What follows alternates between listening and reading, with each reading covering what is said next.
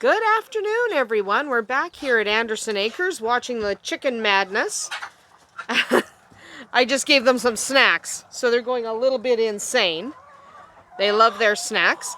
But today we're just going to back out of here because they freak me out sometimes. Hi, Shadowfax. We're just going to talk about chickens for eggs. I would say the vast majority of chicken keepers get chickens because they want the eggs. He doesn't lay eggs.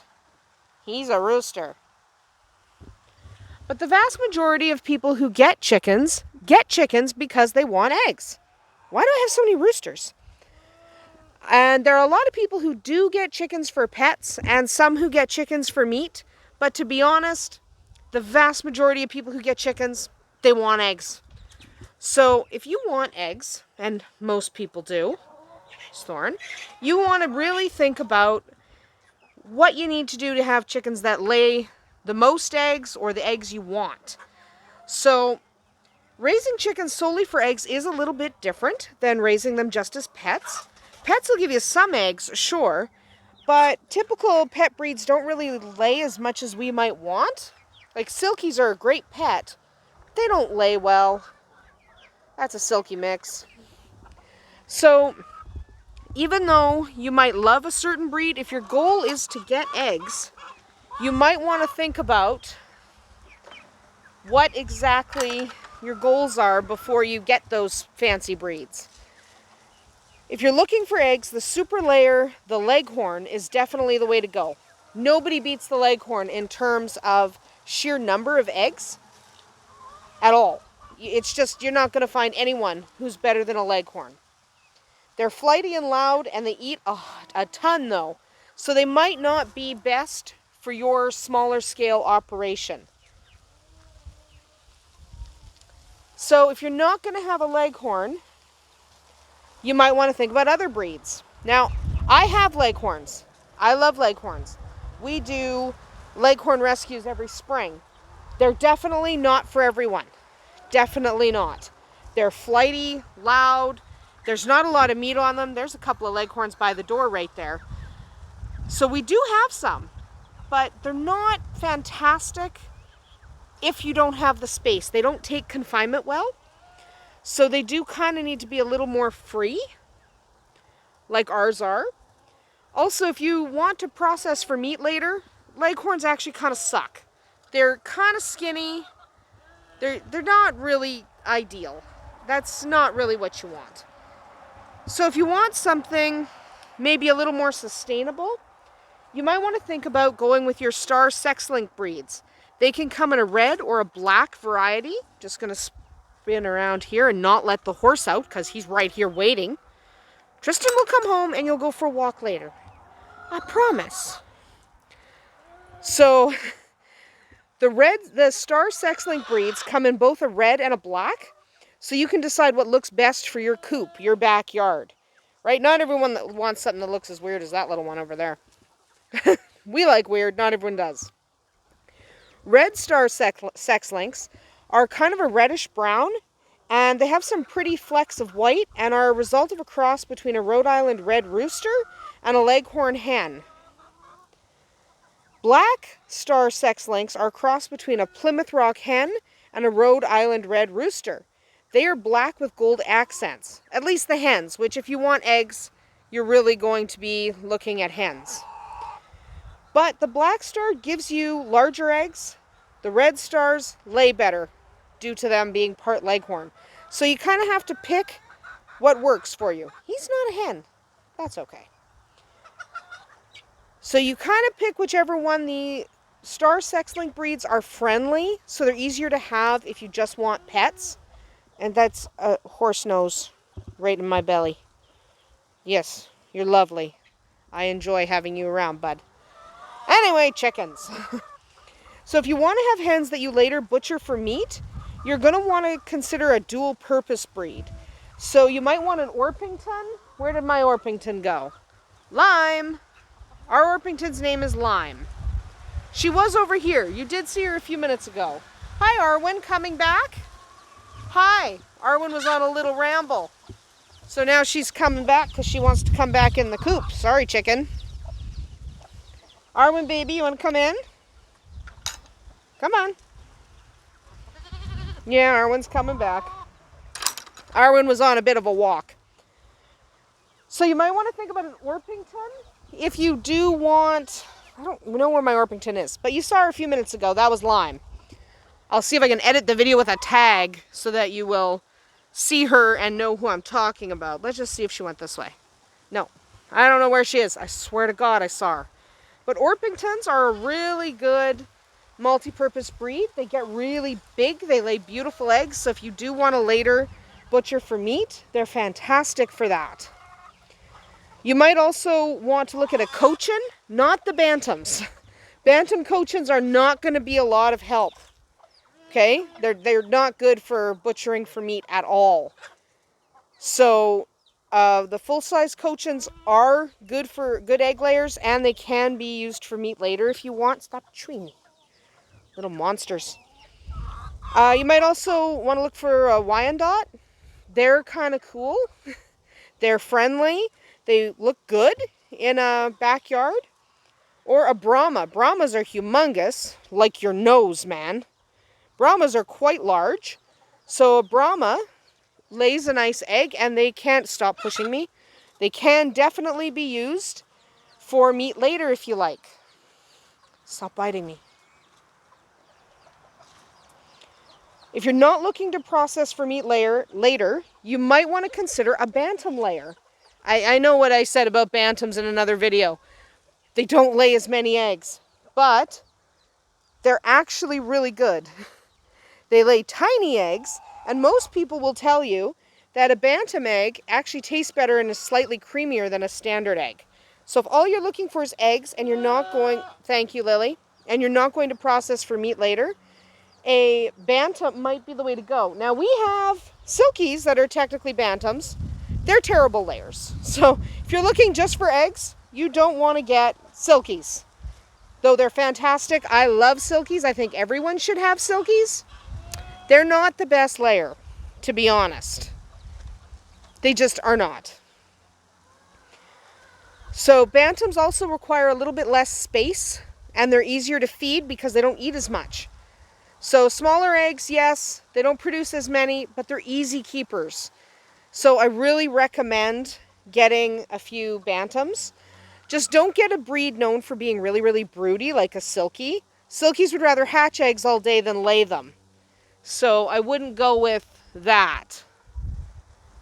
But anything else, Polishes are smaller and they do lay fantastic eggs. Another thing you might want to think about is egg color. So different breeds lay different colors. Why are you eating my shirt? Anyway, different breeds do lay different colors.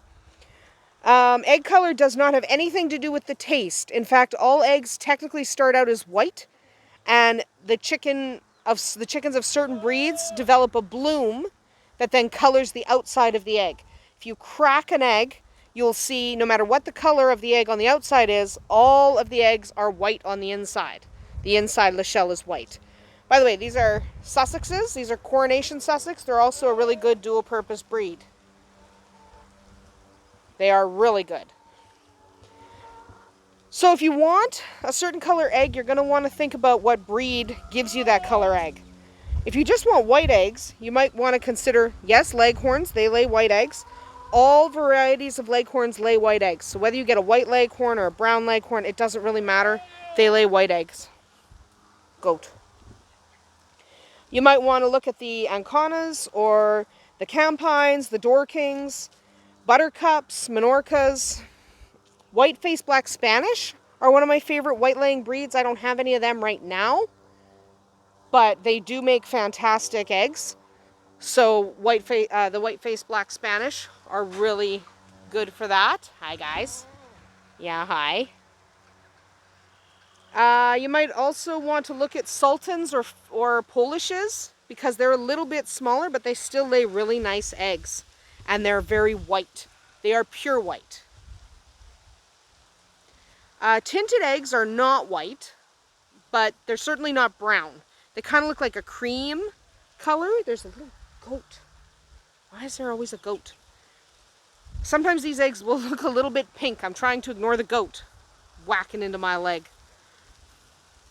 So if you want cats, yes, cats. If you want cats, you can get cats.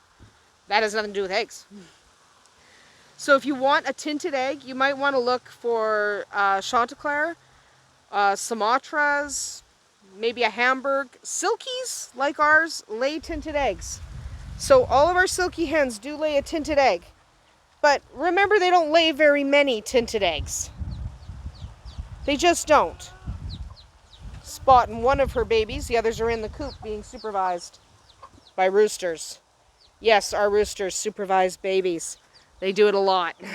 It's kind of weird. Anyway, brown eggs are really sought after, and if you have hens that lay brown eggs and you're selling your eggs, you can actually charge a little bit more for specifically brown eggs. Brown eggs range in color from either lighter brown, like our Sussexes lay, to a really, really dark brown, like a black copper Moran. Here goes Mama. A couple of her babies still in the coop. One's right here. So if you want brown eggs, lighter brown eggs can be obtained if you get Orpingtons, like Lime. I'm going to look for her again. She was here, I swear. She's just like, I don't know, visiting. She might have gone next door. They do that. So you can do Orpingtons. The Sussexes lay a lighter colored egg, a lighter brown egg. Plymouth Rocks, your Sex Links, your Dominiques, all of those lay a brown egg. Thank you, sweetie. Darker eggs are mostly your Morans. So your black copper Morans and such, they do lay, hi, I know. They do lay a nice, really dark brown. If you can get your hands on some black copper Morans, that's fantastic. If you get a well summer, they sometimes lay eggs that have a red pigment. So they're brown, but they have a reddish tint. Hi. That's a baby goat. Oh, we're making my pants dirty again. Okay. Blue eggs are another color that people love. People love blue eggs. So get yourself some blue egg layers if you like. You can go follow Spot and her babies. Blue egg layers are Americanas or Araucanas or Easter eggers especially. Easter eggers can lay blue, green, olive, pink, whatever. They lay a lot of different colors. That's why they're called Easter eggers. Some of your babies look like turkeys, just so you know. I'm just saying. Those two there look like baby turkeys. It's creeping me out. Yeah. Go get the rest of your babies. They're in the coop. Not that coop. Whatever. So if you want a true green egg, you might want to get yourself a whiting true green. Whiting true blues lay blue eggs. So you can definitely get the bird that lays the color you want. If you're breeding your layers, you might be able to control the color of the egg that the offspring will lay by picking the adults that came from certain colors of eggs. So if you want specific egg colors among your layers, take the time to breed through several generations. Hi, buddy. The chart, I'm going to put up a little chart that might help you if you're breeding for certain egg colors. It's not foolproof. Okay, genetics are a weird thing. Genes can skip generations. But I'm going to try as best as I can to put up a chart that'll kind of guide you a little bit to select adults that'll give you babies that lay specific egg colors. You can breed them yourself. You just have to spend a couple generations figuring it out. So I have a friend who has mint green eggs because she spent about, I think, 6 or 7 generations working on exactly what color her hens would lay. She's been doing that for years now. And she now has these mint green eggs that, no, she doesn't sell. She will not sell those eggs. She loves those eggs. So you can do it yourself. So I will put up a chart in this video. Hopefully I find the one I like, because I have one on my computer. Sussexes. So you can kind of follow that chart. I'm being stalked by a horse. You can kind of follow that chart to try to control what color eggs your future hens will lay. It takes a little bit of time. Like I said, it can take several generations, but if you can do it, more power to you. So there's not a lot to know about caring for your egg layers, but I'm actually going to cover that in the next video because this video is getting a little bit too long, and all I was doing was talking about egg colors and what chickens lay what color eggs. Yeah, I like to talk about chickens. So I'm going to save talking about chickens some more until later. So we'll come back in a couple of days, and excuse me, chicken, I don't want to step on your head. But we'll come back in a few days, or probably later this afternoon, who knows, and talk about raising egg layers. Because if you want just eggs, there are some specific things you might want to do. Hi again. So until next time, thanks for tuning in. Bye-bye.